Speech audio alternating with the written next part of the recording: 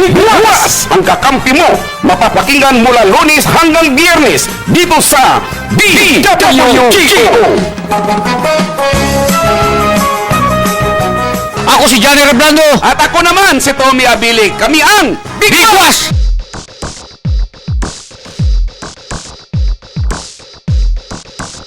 Yan mga kaibigan, ang nakakasama ko po ngayon ay ang isang opisyal ng DTI, mga kaibigan. Tatalakayin po natin, madam, ang hinggil po sa anong pong tawag natin dito, yung ating ipapaksa ngayon.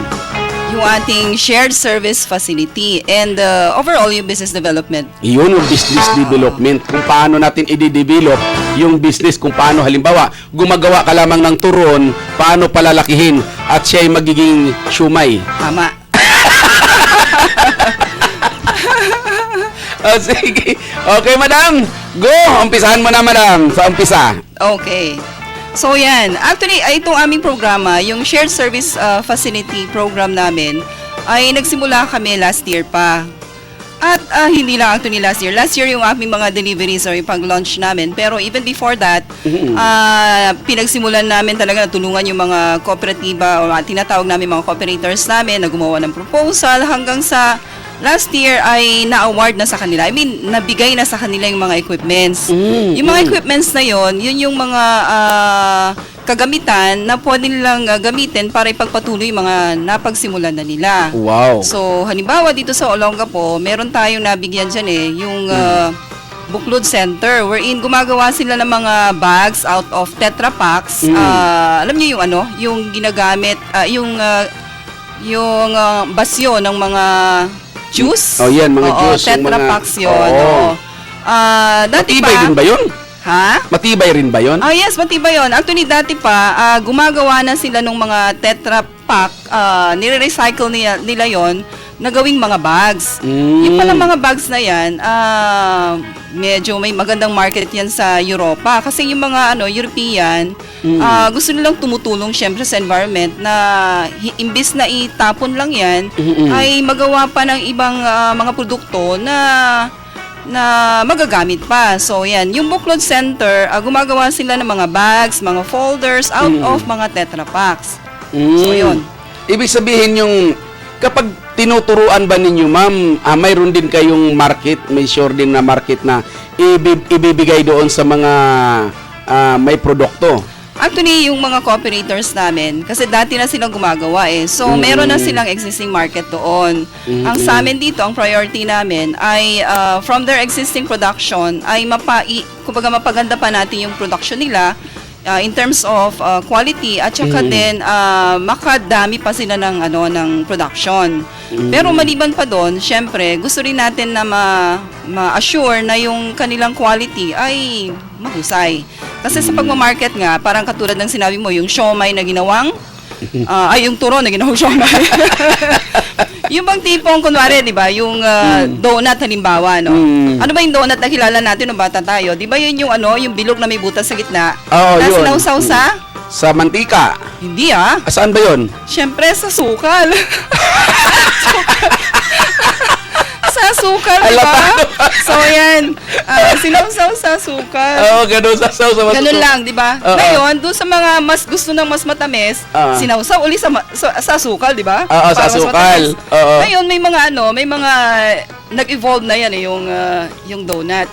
So, maliban sa sinawsaw sa sukal, mayroong nag-isip, ano bang pwede pang gawin? Maliban doon sa namumuting donut. So, ginawa nilang maging colorful, di ba? Ang Mr. Donut at saka yung Dunkin' Donut, ginawa niyang pink ang topping, ginawa niyang brown and so on. Pero in terms of pricing, tumaas, di ba? Kasi Yes, imbes na dati, 2 piso, 3 piso hanggang 5 pesos lang yung yung donut na may asukal, ngayon ay minimum ay 10 piso na lang. Back to the bags, o sa shared service facility natin, yun ang nabigay namin actually sa Olongapo. Maliban doon, meron din kami sa Castillejos wherein ang nabigay naman namin doon ay yung kagamitan para gumawa ng veggie noodles. Alam mo ba, Tom, ang Oo. veggie noodles, diba, actually, hindi natin alam ang veggie noodles dati. Dati, ang alam lang natin ay noodles, diba? Yes, oo. So, dati, meron tayong mga branded noodles na depende siya. Gusto mo ba yung may wrap na maganda? Gusto mo ba yung, halimbawa, na, kumbaga, fresh noodles, ganyan. Yes, Ngayon, oo. meron tayong mga noodles na ina-adjust naman natin yung mga health conscious na mga consumers. So, sa Castinejos, veggie noodles doon, wherein ang kanilang variants ay gumagamit sila ng kalabasa. Virgin noodles ang tawag nun. Oh, bakit? Anong tawag nun? Ang tawag nun? Veggie. In short, Ah, yun ay parang vegetable noodles, no? Sige. So, maliban sa kalabasa, meron silang carrot, meron din silang malunggay. So, yun yung mga variants ng veggie noodles ng Castinejos. At syempre pag mga trade fairs, yan yung mga hinahanap nila eh. Hindi na lang sila basta-basta mga consumers na bumibili ng mga ordinary lang na noodles. Gusto nila na iba-ibang klase ng mga preparation ng noodles. Ay, ganun. Oo. Ay, yun pa, ma'am. Ay, mayroon na po kayong, ayun, ay anong mga equipment ang ibinibigay ninyo dyan, madam? Oo. Doon sa veggie noodle production, meron silang, una, syempre, i-juice nila yan, ano? So, I mean, i-blend pala nila. So, Oo. may blender sila, tapos meron din silang kneader para pag na masa, pang masa yun eh, yung kneader, no? So, may kneader sila, tapos, ano ba yung nandun? Meron silang stove, ganyan. So, actually, marami pa silang kagamitan na punta doon. Meron silang deep fryer din, na talagang kumpleto para Paglabas niya, parang ano na rin siya, parang noodles na talaga siya. Parang, kala mo, kanton, ganon. Ay, yes. Oo. Wow, ang Talaga, galing. ganun, Hindi ko pa natikman yan, ma'am. Gusto mo mamaya, alas 10 punta. Ganun ba? Ay, doon, oo. Sige. Doon lang yun sa likod ng munisipyo. So, madali mo lang tuntunin kung gusto mong pumunta tayo doon. Madali ganun lang, ba? mga 30 minutes from here. Ay, so, yun ang- tama kasi, ma'am. Mayroon na naman kaming programang nakaumang ngayon dito na Tuklas Kabuhayan Pinoy. Oh, yes. Oo. Yan, maganda yan. Kukunan natin ng video lahat yan, mula paano nila ginawa. Oo. Bagamat yung kung mayroon kayong dapat na isikreto para hindi magaya, ganon, Oo. ay ikakat na lang natin. Oo. Yan po ay isa po sa magiging kaagapay ng programang Tuklas Kabuhayan Pinoy, ang Department of Trade and Oh, Industry. yes, maganda yun. Mm-mm. Actually, magandang mapakita nga on TV, no, kung paano yun ginagawa. Para dun sa mga tao, syempre, curious sila kung paano, at saka, isang way din natin yan in promoting new products, katulad Yun. ng veggie noodles.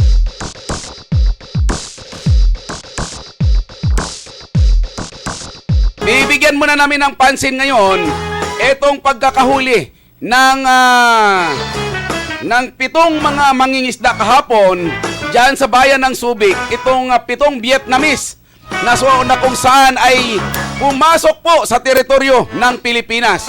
Nakahanda na ba yung ating mga video diyan? Nakapasok ito. Alam mo mga kababayan, simula nung magkaroon ng kaguluhan dyan sa may Scarborough Shoal. Yan po mga kaibigan ang nahuli kahapon ng mga kagawad ng BIPAR. Nanginginig at ano? Mukhang nakuryente. Yan po, yan ha. Mga kaibigan, yan po sila ang mga, yan po ang mga Vietnamese na nahuli kahapon. 7 po yan ng BIPAR. Sila po'y nahuli na nangingisda sa teritoryo ng Pilipinas kahapon at nakumpiska na po sa kanila ngayon ang mga isdang malalaki. Nakumpiska po yan ng BIPAR na kasama po ang mga tao na yan. Ewan ko kung kukumpiska. Ang kasama dyan, partner, ito yung taga Philippine Coast Guard. Philippine Coast Guard yung nagsisilbing yung pinaka timonero o yung kapitan nitong si Lieutenant Carlo Paul Chongson ng Philippine Coast Guard. At kasama yung isang gunggong na Coast Guard pa na may pilidong Dulpo na siyang hindi nagpaakyat sa atin nang kukuhanan natin ng panig itong mga tauhan ng Bureau of Fisheries and Aquatic Resources nang hindi malaman. Alam mo, andyan ka kung nakikinig ka at nakamonitor, Mr. Nelson Bien, Abay, at taga-Bipar ka pa man din. Hindi mo binigyan pansin yung mga taga-media. Ano ang itinatago nyo dyan? Ba't ayaw nyo ipakita sa media yung mga Vietnamese fishermen na nahuli dyan sa may 15 nautical miles ng Silangin Point dyan sa may San Antonio, Zambales? Yan po, mga kaibigan. Kahapon tinungo kagad ng mga mamahayag yan yung pagkakahuli po ng mga Vietnamese. Ang problema ganito. Mayroon po kaming katanungan dyan eh. Ang Bipar ba may authority ng manghuli? Ha?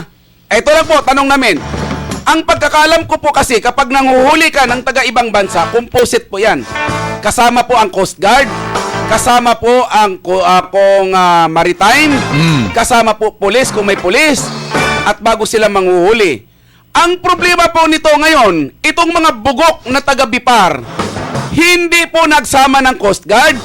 Hindi alam ng Coast Guard na nakahuli pa sila eh. Yung may Coast Guard na nakatanim, nakasakay doon, nakadetain doon sa naturang barko nitong Bifar. Pero yung Subic Coast Guard Station, walang kaalam-alam at nagmistulang mga bulag. Samantalang yung palutang-lutang na sasakyan nitong mga 7 Vietnamese na nahuli ay nasa tabi lamang nila, mga kababayan ko.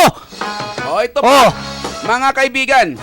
Kaya sinisikap po namin makuha ang contact number ng Bipar Maynila para pabigyan natin ng aksyon kung gaano katotoo kaya hindi sila nagpapasok ng mga mamahayag kahapon dahil abalang-abala sila sa mga malalaking isda na kanilang kinukumpiska dahil sila na pala ang magbibinta nito. Mga damuho kayo. At ganito pa, kung gaano katotoo ito na nakikipagbarginan kayo ng 350,000 sa mga Vietnamese para makalaya sila. Totoo kaya yan? Para tag 50 mil bawat isang Vietnamese. Nako! Nagtatanong po kami, mga bugok sa lipunan, kayong mga Coast Guard at taga-Bipar, kayo pa naman ang inaasahan namin. Ang akala namin matino kayo. Tinatanggihan ninyo, natatakot kayo makapasok ang mga mahayag kahapon dyan sa inyong sasakyang pandagat. Bakit? Anong itinatago ninyo? Mayroon ba kayong kinatakutan? Pang-apat na haligi ng lipunan ang tinanggihan ninyo. Alam mo ba ang port state ang media? Ba't ayaw ninyong papasukin? Isa pa, partner, ang sinasabi nung mga pulis, anong karapatan nitong si Mr. Nelson Bien na taga-regulatory ng Bipar na kinakailangan pa daw kumuha ng yung permit kay the regional director ng Bipar, Remedios Ongtangco, para palnisan ng kopya ng report yung PNP Maritime at yung PNP Subic. Bugok pala ito eh. Ang akala ko nakapag-aral ka. Pulis, hindi mo bibigyan ng blatter. Pabalang na una! Anong kaganapan dyan? Obligasyon ng pulis yan dahil pulis matter na yan. Hindi mo ba naintindihan yan? Hindi nga naman siya pulis. Matakin mo! Utak isda ka nga. Di ba? Kaya titingnan natin, partner. Kukuhanan natin. Tatawagan ko itong si Regional Director Remedios Ongtangco. Kaugnay rito.